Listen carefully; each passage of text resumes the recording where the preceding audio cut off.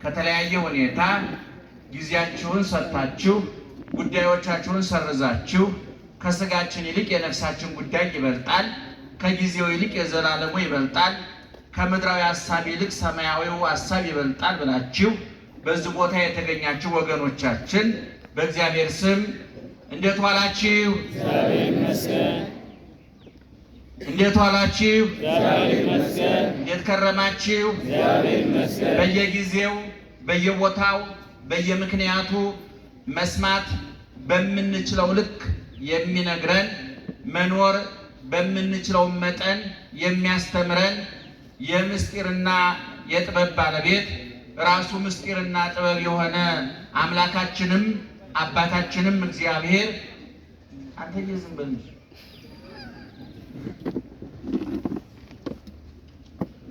ክብርና ምስጋና ይግባው። አሜን። ክብርና ምስጋና ይግባው። አሜን። እናንተ የምትሰሙት እኛም የምንናገረው አይንሳችሁ እግዚአብሔር ጆሮአችሁን ይክፈት፣ አንደበታችንንም ይፍታ። በመላ በግምት በሳይሆን አይቀርም በይመስለኛል የግል ሐሳባችንን እንዳናፈስባችሁ ጆሮአችሁን ይጠብቅ፣ አንደበታችንንም ይቆጣጠር እግዚአብሔር። እንግዲህ እጥር ምጥን ሰብሰብ አድርገን ጥቂት ነገር እንነግራችኋለን። ምስጢሩን ጥበቡን ይግለጥልን እግዚአብሔር። አዊነ ይታንክርዋ ለእንተ ትመጻእክሙ መከራ ከመዘነኪር ግብር ዘይከውን ብክሙ አላ መከራ ይእቲ። ወንድሞች ሆይ በእናንተ መካከል እንደ እሳት የሚፈትን እንደ እሳት የሚሆን መከራ ቢሆንባችሁ አዲስ ነገር እንደተደረገ አድርጋችሁ አታድንቁ። ባጭሩ መከራውን አታድንቁ ብለን መውሰድ እንችላለን። አብረን ብንለው እጅግ እደሰታለሁ። ወንድሞች ሆይ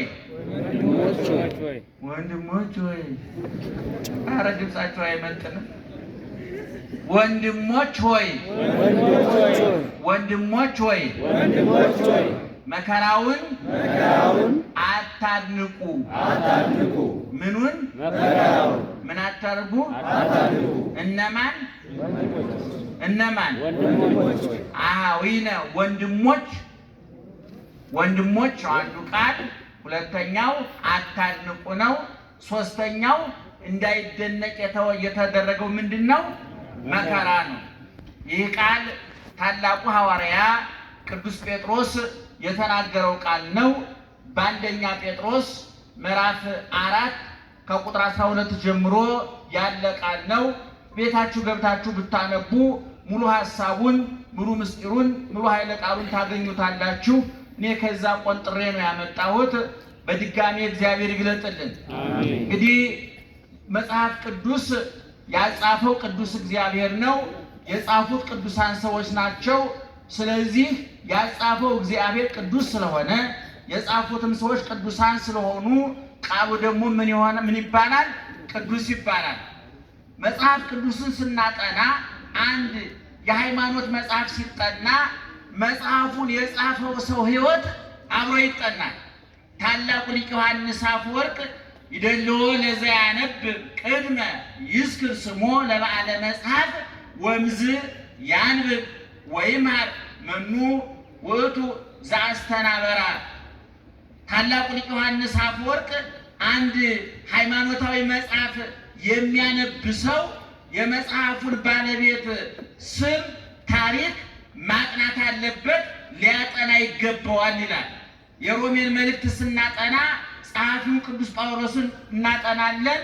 የተክለ ሃይማኖትን ገድል ስናጠና ተክለ ሃይማኖት ራሳቸው እናጠናለን። ቅዱሳን የሚነበብ ሕይወት የተወነረ ሕይወት አላቸው።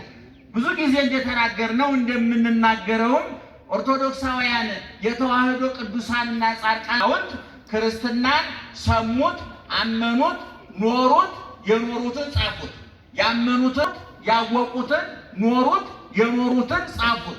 ስለዚህ ክርስትና የነፍሳቸው ጭማቂ፣ የሕይወታቸው ፍልቃቂ፣ የታሪካቸው አንዱ አካል ነው። ልባቸው ያሰበውን አንደበታቸው ይናገረዋል። አንደበታቸው የተናገረውን ኑሯቸው ሕይወታቸው ይኖረዋል። ምክንያቱም ኢየሱስ ክርስቶስ የቃልም የተግባርም መምህር ነው። ቅዱሳን ደግሞ የእሱ ተማሪዎች ናቸው። እንደምታውቁት ክርስትና ሲጠና በዋናነት የሚጠናው የክርስትና ውሃ ልክና መሰረት መደምደሚያና ጉልላት ኢየሱስ ክርስቶስ ነው። የኢየሱስ ክርስቶስ የሕይወት ታሪክ እንደው በሰውኛው እንደው መቃብሩ ላይ አንድ የሞተ ሰው ታሪክ ሲቀበር የገሌ ሕይወት ታሪክ ያቶ ገሌ የወይዘሮ ገሌ የዶክተር የፕሮፌሰር ወይም ያቡነ ገሌ ታሪክ ተብሎ እንደሚነበበው ቀራኒ ጎልጎታ መቃብር ላይ የኢየሱስ ክርስቶስ የሕይወት ታሪኩ ይነበብ።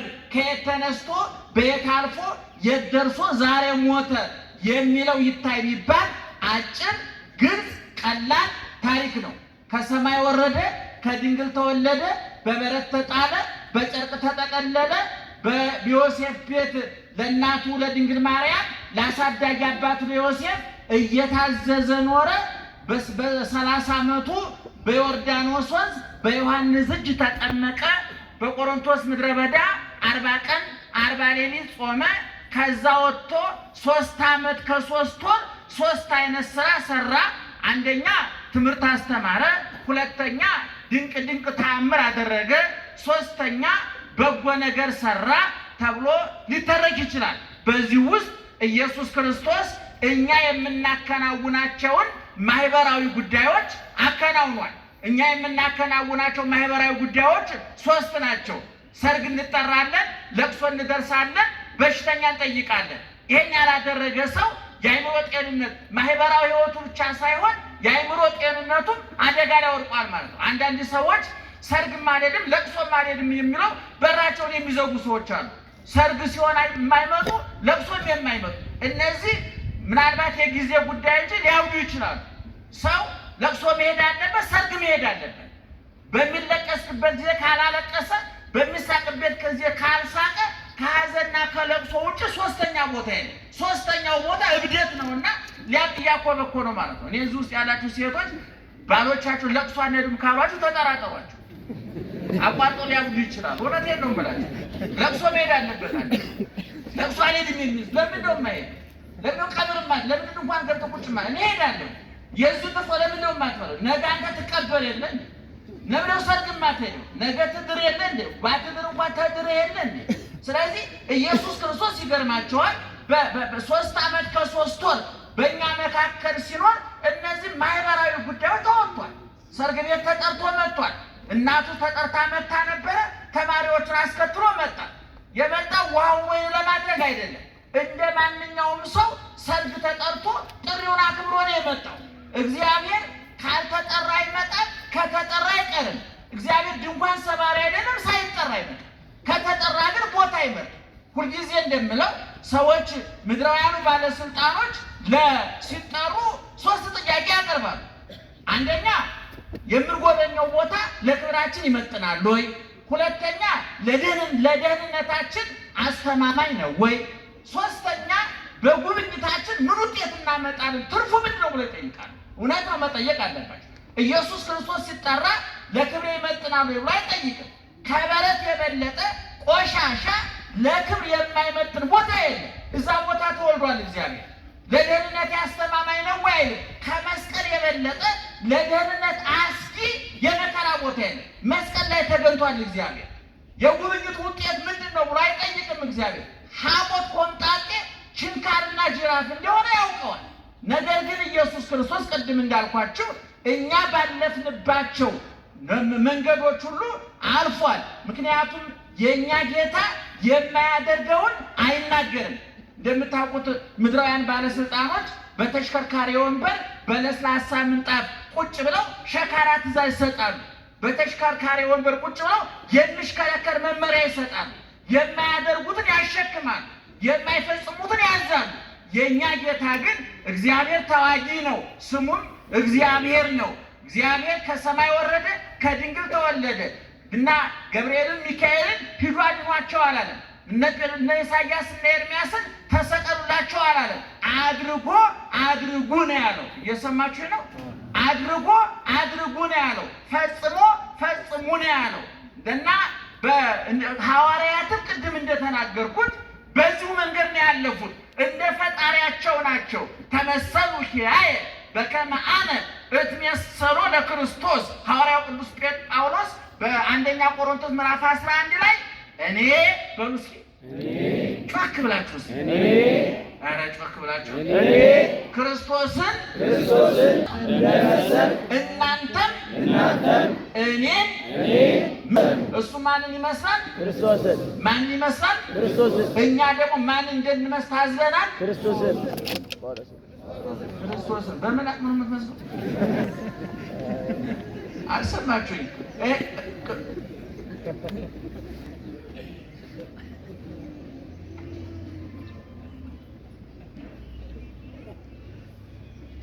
ይቅርታ የመረጃ ክፍተት እንዳይፈጠር ነጠላ ላይ የሆነ ነገር ለጥፎ እያስለቀኩኝ ነው። ዓለም ላይ ትልቁ ጦርነት የመረጃ ክፍተት ነው ይባላል እና ምንም እየተከናወነ አይደለም ማለት ነው። የማታዩ ሰዎች ደህና ዋላችሁ? ነቅታችሁ ስሙን። እኔ ማንን እመስላለሁ አለ ቅዱስ ጳውሎስ። እሺ እናንተ ደግሞ ማንን ምሰሉ አለ ቅዱስ ጳውሎስ። ማንን? ቅዱስ ጳውሎስን። አሁን ይሄን ነገር እኔም ሰባኪ ነኝ ለስሙ አይደለ? እኔን ምሰሩ ያናገርን ስካሩ ቢሆንስ፣ ተደባደቡ ቢሆንስ፣ አመንዝሩ ቢሆንስ፣ ዋሹ ቅጠፉ ቢሆንስ፣ ቅዱሳን አባቶቻችን ግን የደረሱበትን ደረጃ ስለሚያውቁት አፋቸውን ሞልተው ማንን ምሰሉ ይላሉ? እኔን ምሰሉ ይላሉ። እና ቅድም እንደተናገሩት ኢየሱስ ክርስቶስ ከተወለደበት እስከሚያርግበት ጊዜ ድረስ ያለው የሕይወት ታሪኩ እዚህ ቦታ በላ፣ ጠጣ፣ ተደሰተ፣ ተዝናና ተብሎ አልተጻፈለትም። ምናልባት ለባህሪው አይስማማውም ብቻ ብለን የምናልፈው አይደለም።